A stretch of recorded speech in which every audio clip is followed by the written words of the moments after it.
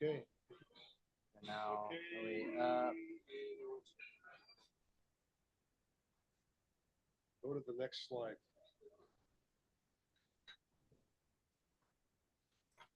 Yep, we're there. All right. Are you Off we recording? go. Yes. Okay. Are we good? You're good. All right. All right. Well, good morning. I'm Jacob, KC7WXD, and this is Howie, WB2AWQ. And today we're going to be talking about old time ham radio, and specifically, we're going to be getting into talking about the Antique Wireless Association, which is an organization we were both a part of. Howie since the early 1990s, Yes. and then me since actually this year. I just started getting into this, but we're gonna go over the Antique Wireless Association, and that organization hosts 5 events throughout the year. These events are on-the-air events that are designed to get you on the air operating either equipment that you built or you bought from a number of different eras. And they cover the 20s, the 30s, 40s, 50s, and then there's even an event for more modern radios. So we're going to get into that today. These events are a great excuse to get on the air and kind of hear how ham radio was, with all the buzzing and the chirping and the drifting, and we're so used to the sound of modern rigs where everything is very stable. Signal reports pretty much always end in a 9, and it gets you an opportunity to start giving signal reports that end in things like C at the end of it for the chirp. Or 1 for for the tone. The 20s were radio's heyday. There were few regulations, and stations got on the air anywhere that they could. And so you get an opportunity to participate in that and these different hands-on events. All right, go ahead and get the next slide. All right, so Antique Wireless Association, established by Bruce Kelly, Lincoln Dell, George Batterson, 1952. Their goal was to collect and preserve early wireless and radio equipment and historical information before it was lost to future generations. Mission statement: to be renowned worldwide as premier steward of electrical communication history, including innovators, devices, stories, documentations, all dedicated to the education of the public. They have something like nearly 2,000 members, most of which seems to be international. It was around 1,300. Yeah, something like that. Yes.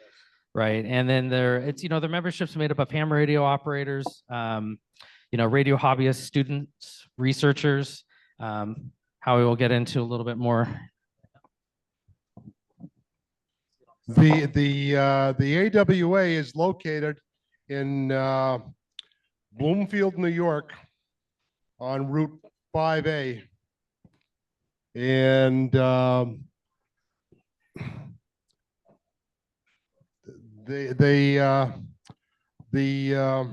events that they run are just for everybody. Yeah, and that's how I got into this. I wasn't initially a member. I got into this stuff because I heard an odd note. I like CW. I heard somebody with a drifty, chirpy, sort of buzzy tone calling CQAWA, and so I looked them up and found out it was the Antique Wireless Association. That they have these events every year for you to build equipment and get on the air with it. And so I reached out on their forum, their groups.io forum, and kind of asked about it. And then they put me in touch with, they mentioned Howie here in town also did this. So I reached out to Howie, and the rest is history. Yeah, we got together, and Jake and I met, and we gave him a 45 tube and some other capacitors and so forth. And that's how we got going. And so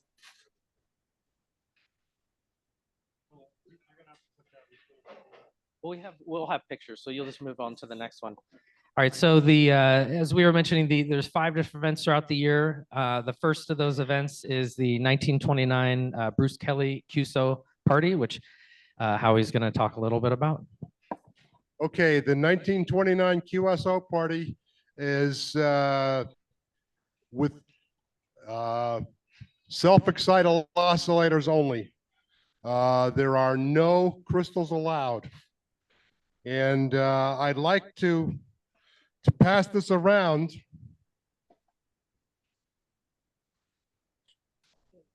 And this is a 1921 transmitter, was built and powered by 2 UV202s, which were available only in 1920.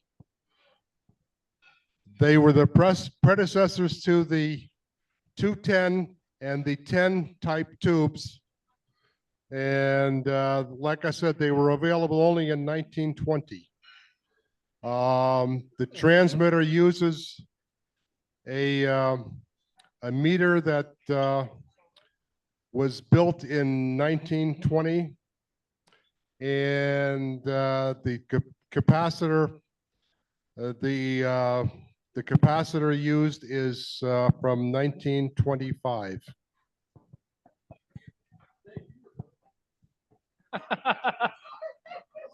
So the 1929 contest this year is going to be November 8th through 10th. There's 2 consecutive weekends, the 8th through 10th and the 15th through 17th.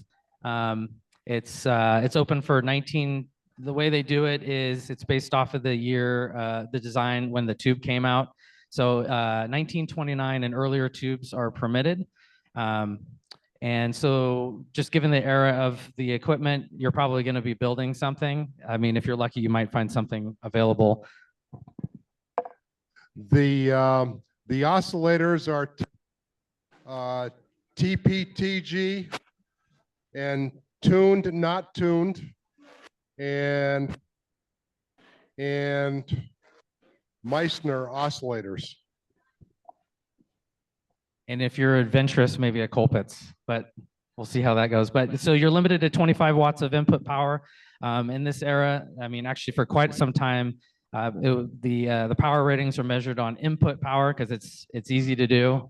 You can just measure how much, what your voltage and current is, and that's what you got. So for this contest, it's limited to 25 watts input, and it's on the 160, 80, 40, and 20 meter bands. And that kind of power input gives you about 9 watts output on the ham bands, maximum. Yeah, on the rig that I built for this one, which was on the previous slide, I'm running about, I just finally got it working well. I'm running about 11 watts in, 3 watts out, roughly. So, I mean, you're going to be hanging in the 25, 30% efficiency typically on these things, but you'll make contacts. I mean, there are people, especially on most of this action's on the East Coast, but there are people on the West Coast, and if you can get on 20, you're likely to get a little bit more. But we have a good time with it. All right, did you want to talk about your TNT? Or we just kick over to the next one? What's up? Yeah, go ahead and move on to the next one. And you just talked about that. Do the next one. And the next one. All right.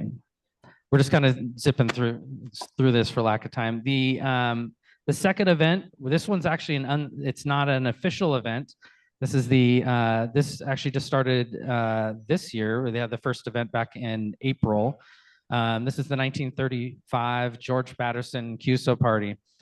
And this one, there's going to be another event here on October 3rd through 6th. It's going to be one weekend this year. This is open to 1935 and earlier tubes. So you got stuff like the 46, the 47, the 59, the 802. Here we can, if you want to hand me that guy there. We'll pass around a rig that I built for this contest. But the big thing for this one is it's open now to crystal controlled oscillators. So crystals were expensive and not as common when you're dealing with the 20s, but when you started to get into the early 30s and especially approaching to the mid 30s, they started becoming more available and starting to dip down into the realm of slightly more affordable. And you'll notice this with like the ARRL handbooks at the time. They'll make very passing mention of it in the 29 handbook, but by the time you get to the 35, they're starting to do things like the self-excited oscillator designs are kind of being pushed to a smaller section, and now a little bit more on the crystal controlled oscillators are coming up. So for this one, they actually double the amount of power you're allowed. You're up at 50 watts now that you can do input power. Actually, I think that's up from the April version. In the April contest, I think we're limited 25, and they decided to double it, probably to get more people. 160, 80, 40, 20 meter bands. You want to go ahead and next slide. So for this contest, once I got bitten by the bug, and I had participated in the 1929 contest, building my Hartley. I was kind of all for it because half the fun with doing this is finding something new. It's really an excuse to build something new and kind of experience it. And so I took a look at the 1935 ARRL handbook, and right there in right in the middle there's a little snippet from it. They talked about a simple crystal controlled oscillator suitable for low power work. This is a tritet design, and it's crystal controlled. I'm using the FT243 crystals on it. And initially I built it using a type 59 tube, as they had called out in the handbook. But I later changed that, which I'll talk to you about here shortly. I'm running 350 volts DC on the plate, 100 volts on the screens, and I'm getting a whopping 3 watts out with my setup. But it works. It works. Got me on there. Got me, I don't know, half a dozen contacts, maybe something like that. Go ahead and do the next slide on here. So I built this thing, got it on my bench, and I thought I would kind of listen to see how I sounded on the air. So I got onto WebSDR and picked like Utah and San Francisco, just kind of see what my transmitted signal sounded like. And it was very, very chirpy at 3 watts. And I couldn't get the chirp out until I got down to until I unloaded it down to about 1 watt out. And then I started doing a little bit of research on what causes such a thing. And so I talked to Howie, and part of that research, I kept seeing references to running a well-screened, might be a better option, a well-screened tube. And for lack of time, I won't get too much into it, but a well-screened tube basically means that the screen grid has a finer mesh, and therefore more isolation between the control grid and the plate. There's reduced capacitance there, but more importantly for a design like this, it means that there's less additional feedback from on a tritet design. The screen basically acts as the plate for the oscillator side. And if you don't have very much isolation with the plate, which is up top, you'll get additional feedback and more excitation of the crystal that occurs. And so anyways, I was on the hunt for like an improvement. So I found Bliley, the crystal company, had an ad back in the 40s on how to tame the tritet because people kept breaking all their crystals with it. And they mentioned using a well-screened tube. So I switched over to I did a little research. I found a tube that met the 1935 requirement. It's the 802. And I made some minor changes to the design. The original design is up top. And then I made some changes in red here down on the bottom, which was basically tie the suppressor grid to ground and increase my plate and screen voltages. And with that, I was able to run my whopping 3 watts, but get no chirp at all, what you're seeing on somewhere, the one that's being passed around, there we go. That one's the 802 tube. That was my final one. And go ahead and the next one. I don't know if you're going to be able to hear this video or not. Oh, okay. Well, the fun part, the fun part about it is, so Steve VE7SL was the one who set up this 1935 QSO party. And I was on the air with him on my tri-tet, and he said, "Hey, I want to record what it sounds like from BC." So he got on and recorded it and sent it to me. So I guess when we send these slides out, you can see hear what it sounds like. It sounds stable, strong. I got an S5, S7 signal strength over there, and so I was very easily able to make contacts with it. Is there anything It really sounded good on the air. You can watch the video, or I'll send. You can reach out to me, and I'll send you stuff on it. So next, we're going to talk about the Link Condell contest. Howie's going to tell you all about it. Okay, the Link Condell contest, W2LC, was started in about 1953 and 1954, and that uses equipment that's rated up to 1945 and earlier, 1949 and earlier. It's limited to 100 watts, and VFOs are allowed, and I use a 1940 G09, which is a military transmitter used on the PBY Catalina seaplanes originally. And I use a 1938 HRO, which was very popular back then. So of course, with another, another opportunity to either purchase or build something for a contest, I had to do this one too. So okay, go ahead and do that. So I reached out to Howie and I asked him, "Hey, what should I get for this?" Because it's all typically World War II era surplus is the common stuff that you're going to find for this contest. And he said, "Get a command set, Arc 5, or it's the equivalent." Arc 5 doesn't make radios. There is an AN/Arc 5 available. They are called command sets normally, and there are a number of series of them available. So I was on my hunt. So this is actually the set that I ended up with in the end. The transmitter on the left, which is right here. If we want to pass it around, we certainly can. That is the T22 AN Arc 5 transmitter. That is a Navy transmitter. So the Navy had the AN Arc 5 designation. So you can typically, not always, usually tell them apart at a glance that the Navy ones are in wrinkle black finish. And then the Army, which had the SCR 274N series, are usually in the white. And that is the receiver that I have on the right-hand side you see in this slide. That's the BC 455B. Those operate on 7 to 9 megahertz. So you get a little sliver in the bottom of it for the 40-meter band. And you could make it work on 30 meters. You can make these work on pretty much anything. They were so heavily modified and messed with through the 50s and 60s because they were cheap and plentiful. They were oftentimes, a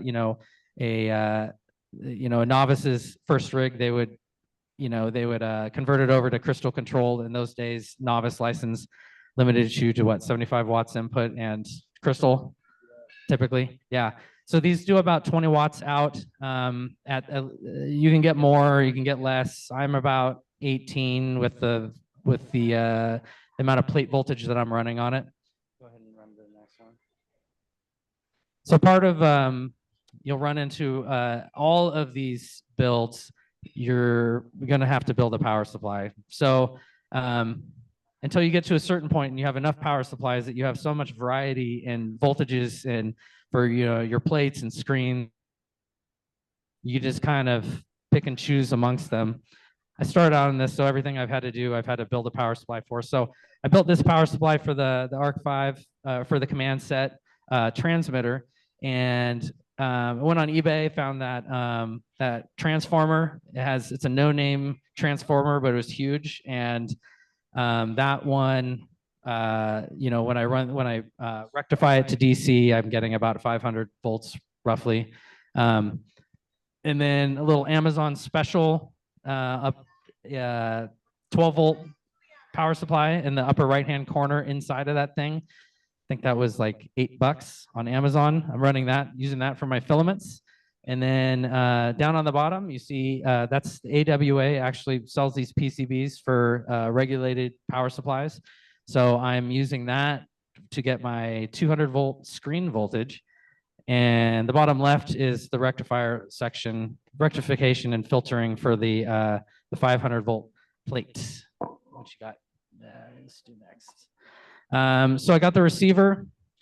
I'm just going to kind of quickly go through what you're going to typically expect. You're going to expect that you're going to replace all the capacitors. They're probably all leaking. So I had to go and replace all the caps. Originally, these are set up for, technically it's 28 volts, but 24-volt filaments. And so I rewired them. Instead of being all run in parallel, they're run in series, so that I'm now running, they're running in series. I'm now running in parallel, so I can run the 12-volt filaments on the thing. And got all that done, didn't work. And so I had to go start really digging around. This is a video that you could watch where this is the first time actually getting it running. I had to video it because it was exciting. It had a problem with it's using a voltage divider for the screen voltage in the receiver. And I noticed I didn't have any screen voltage at all. And then I started dinking around with it. And then I saw that the voltage, one of the resistors was just open and didn't do anything. So I backfed it for a test with my bench power supply, and the thing came alive and I could hear all the signals and it sounded great. So then I just fixed that, and then we're off to the races. So, and then in the end I had to align it because, when you're going through this stuff, you want to go and turn all the little adjustments. By now you've built up corrosion. It's now, it's kind of locked in that position. The little corrosion acts as yet another, like a little diode, basically. It's not good. So move it, clean it, and then I was up and running. And then the next slide. For the transmitter, the T21 ARC 5, same deal. Had to replace the caps. In this one, there isn't much. There's just some pair of capacitors in the back. So that was easy. I rewired it for 12-volt filaments. Didn't really hardly need to do anything. I replaced one of the output tubes, 1625, and I was on the air. I did give it a bath though, and the bath was literally a bath. I pulled out anything that I needed to, and then just dunked it and scrubbed it, and then I put it in the oven to bake out any of the water that I just got into the thing, and then we're good. In this video, would be showing you it all working together. It's okay. One activity my toddler and I love to do together is to bird watch out in the garden. I had to set up our new bird feeder from Pennington, and I went ahead and grabbed their... Oh, that's okay. We don't...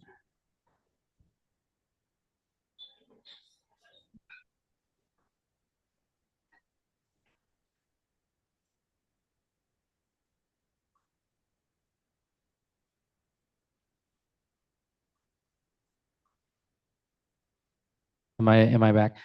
Well, just imagine, if you will, you heard CW, a perfect note on CW. Actually, this one does sound pretty good. One of the problems that people run into when they build these things is they don't regulate their screen voltage. And so you start getting more chirp and drift and other things.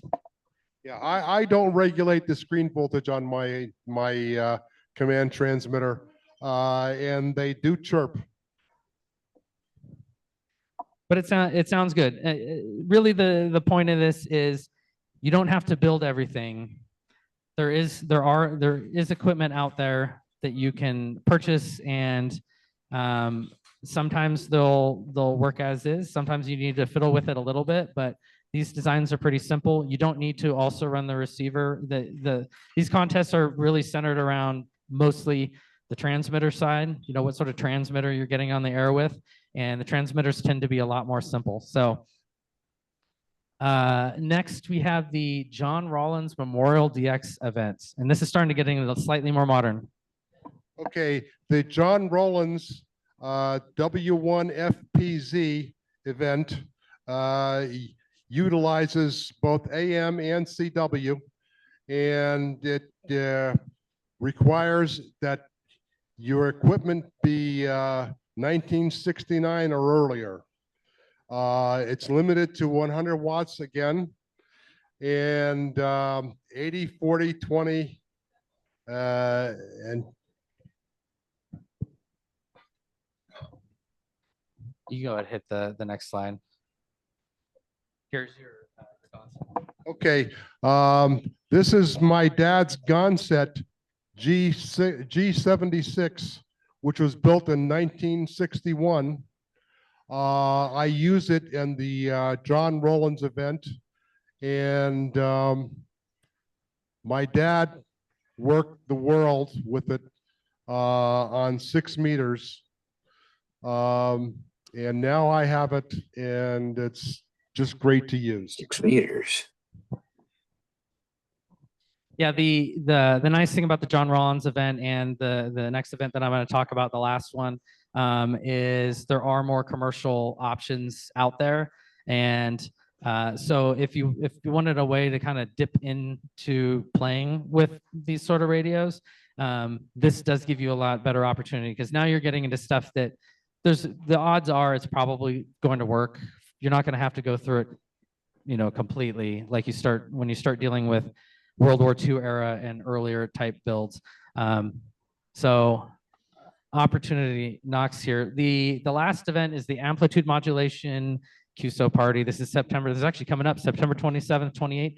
This one is for everything. So this is open to all legal equipment, and there's no limitation on power. So all you with the lucky ones with beams and you know, linear amps, you are go for it. You have fun with that. And yeah, we're on 160, 75, 40, 20, and 10 meter bands. I have a question while the screen's up, because it's great. So, yeah, it's about CW. At what, going back to these older radios here, at what point in the timeline is it CW only? At what point in the timeline did it go to AM? Do you know? Like for the events or for The John Rollins event is both AM and CW. Yeah. I don't know. I really don't know. Yeah, in the handbooks, the 29 through 35 handbooks do have AM modulation, these type stuff for doing voice.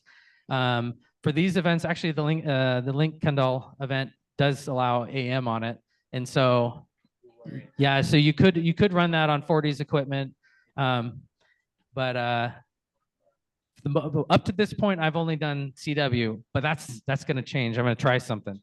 So. All right, go ahead to the next slide. So in order to participate in this event, you know, like anything, I want an opportunity to build something. You know, I could go on in the air with my modern equipment and get AM, but that's not as, for me, that's not as much fun. It's an opportunity to learn.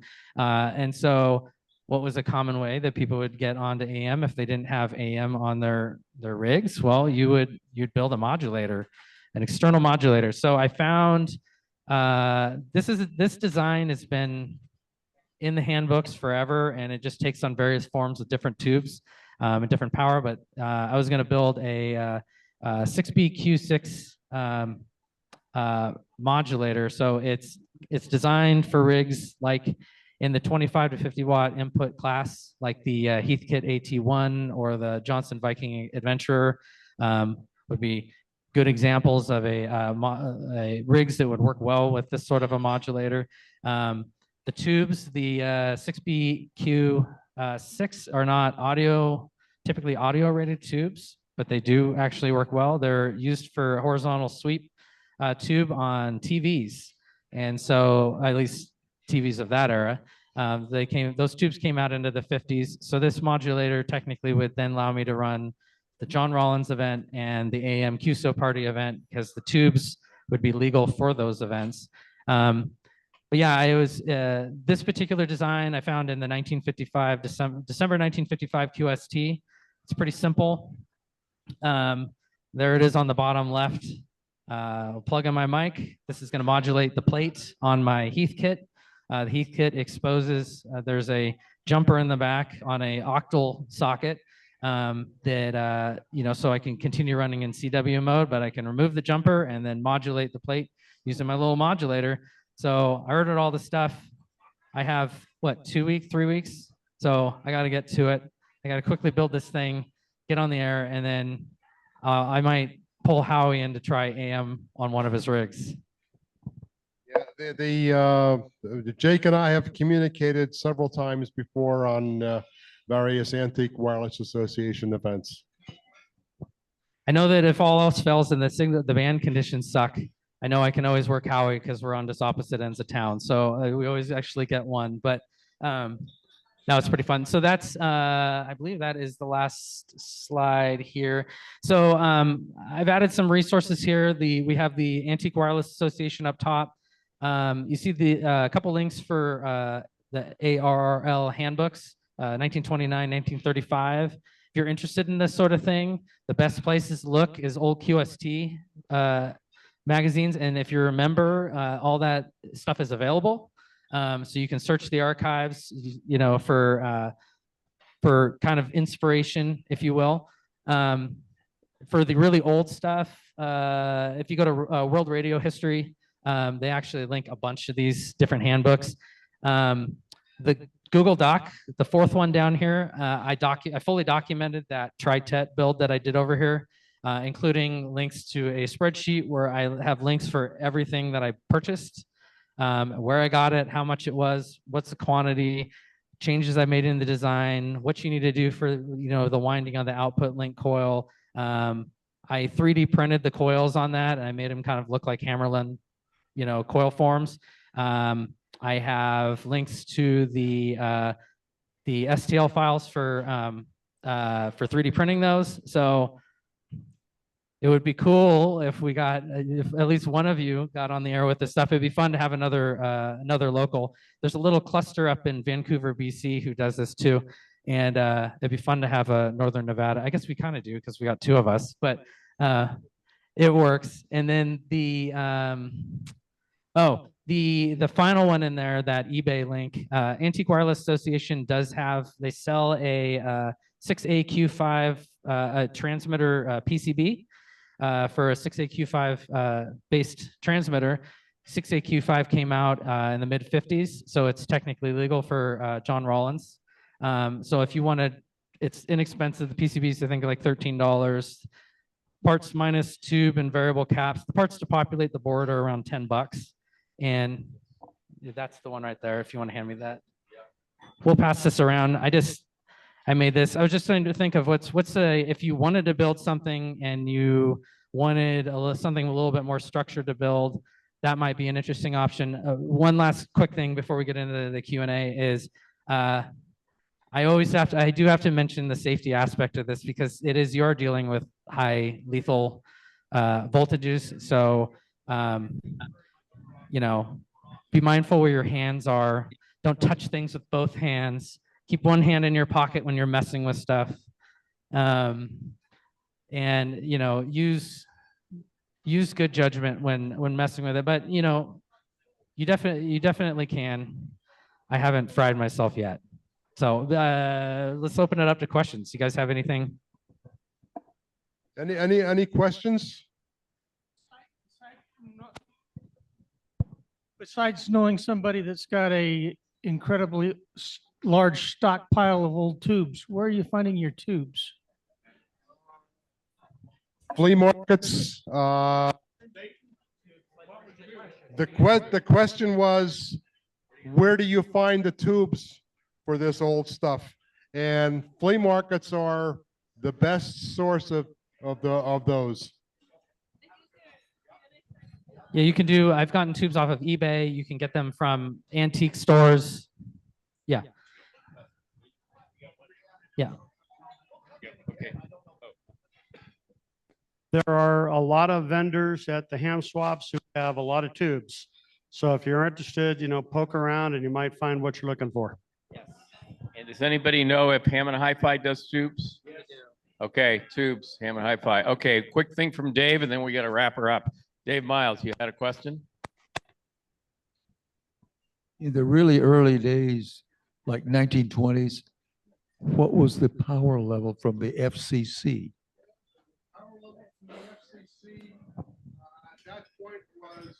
Whatever. 1 kW. 1 kW input, Input. which meant you didn't get output. Then you could get about 600 watts from 1 kW. Okay,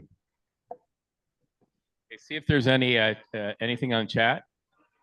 Okay, I have a question, and then we're going to wrap her up. How many people? You can raise your hand in a minute. I'm not sure the question. I might need help from you, but how many people would be interested in doing? And then I got to fill in the blank. Doing something, a little hands-on workshop, learn in more than just a presentation. Something that we could go deeper or something like this. Is that a good question? Yeah. Okay, so just if we were to do something another time, hands-on, build, tinker, whatever. What are we looking at? What did you say? Oh, okay, we'll get that in a second. Let's just see a show of hands. How many would be interested? 1, 2, 3, 4, 5, 6. Okay, so 7, 8. So we got about 35 in here or so. So maybe 25%. Okay, we'll look at doing something whenever that is. That might be a fun thing to do. Now there's a question on here. Now, Gerhard says, nowadays getting to ham radio is generally quite affordable. HTs can be for less than the $50. You can get a base station starting at 100. All the costs are relatively small compared to the average annual income. Do you have any numbers of what the cost of the equipment was back in the 20s, 30s, or 40s? That's a good question. The answer to that is way less compared to today's prices. But the reality is tubes now go for big bucks. Yeah. Big. What is big bucks today? Depends on the tube. Give us a range. Well, okay, so Up to $1,000 a tube. Wow. it all depends if the audio guys got a hold of it. So there's if you're in the land, if you're in the realm of tubes that the audio guys aren't doing preamp, building preamps with guitar amps, that sort of thing, they're fine. Like the 6AQ5, I think I was $7. The push pull pair that I'm gonna run for that modulator, I got those on eBay for $2. But it goes up. Like the 45 tube now is $50–$60. There's a number of them that are hanging in the 100, but you just have to be creative. There's a lot of, you'll see a design in here. You don't have to always use the tube that they call out exactly. You can find something find another triode of that era or another pentode that maybe the audio guys haven't got into, and you can probably get it for pretty cheap. Just be hunting. I mean, you can find stuff. Okay, I just want to thank them. Let's give them a round of applause first. Very fascinating. Thank you so much. I just want to mention Jacob's on Telegram. Howie's not. Howie, give me your email address in case they want to ask you something. WB2AWQ@8rrl.net. Okay, and Jacob, give them your email, and then we'll tell them about Telegram. Sure, it is Gotgram, G-O-T, and then my last name, Graham, like the cracker, @gmail.com. But yeah, feel free to reach out to me. My email is on my QRZ page. So if you go up there and check up at the top, you'll see it. Okay, and his call is Kilo Charlie 7 Whiskey X-Ray Delta. He's also on Telegram. We're going to get a copy of the slides and post them. Hold on one second. Post them with the recording and one final call from Bill, and then we'll wrap and do the raffle. Hey, just one more reminder, we've had interference on the network, on the 2-meter system. If anybody hears it any time, day or night, if they would send me an email to N7, November 7, Juliet Tango Juliet, at snars.org, it immediately goes to my phone. It's got a really unique thing that I'll pick it up and jump on the internet or on the site and see what I can shut down. So. Okay, because he's one of the control operators. And the final thing before we do that is that, as many of you know, on snars.org, I don't remember what it's under, maybe about, there's a report interference. So please report if you hear anything. And thank you guys for presenting. You stop the recording, and let's go to Bill, Mr. Bill, for our